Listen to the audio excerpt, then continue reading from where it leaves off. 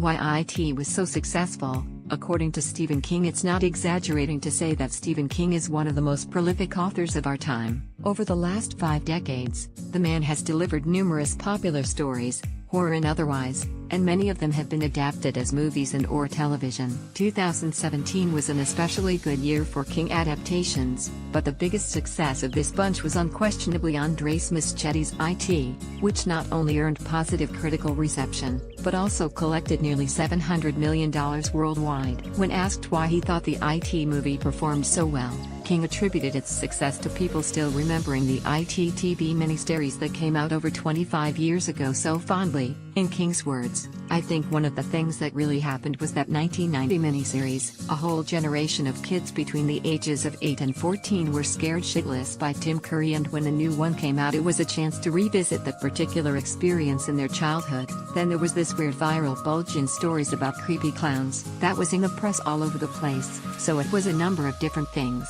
It was the right movie at the right time." The IT novel had already been out for 4 years before the TV miniseries aired, but for many people, watching Tim Curry's Pennywise antagonizing the young members of the Losers Club on the small screen was their first time experiencing this terrifying story. As King mentioned, a lot of kids tuned into the miniseries, so now that they're adults, they could watch the first half of IT unfold on the big screen under someone else's creative vision. And then there was the creepy clown epidemic that hit the United States and other countries in October 2016, almost a whole year before IT was released. These sightings weren't the sneaky IT promotional marketing like some may have suspected, but they nonetheless may have helped drum up interest in seeing Bill Skarsgård's version of Pennywise. During Stephen King's interview with EU, the idea was also brought up of how the 1980s, nostalgia-filled Stranger Things might have contributed to so many people checked out IT. King acknowledged that the Netflix series could have played a role, saying, "I think that Stranger Things might have had something to do with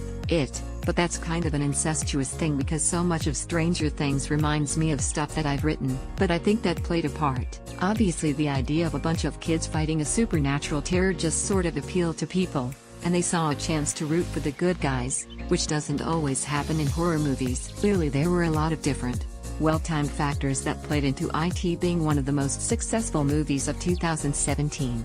And for those of you who enjoyed the movie, you won't have to wait to return to Pennywise's stomping grounds. The second portion of Stephen King's novel will be adapted in IT, Chapter 2, showing the now adult main characters returning to Derry 30 years later to defeat the shape-shifting entity once and for all. IT is now available for purchase on digital HD, and the Blu-ray/DVD copies hit shelves on January 9. IT Chapter 2 will be released in theaters on September 9, 2019, so keep checking back with CinemaBlend for updates on the sequel's development, and scan through our 2018 premiere guide to see what movies are coming out over the next year. Please enable JavaScript to view the comments powered by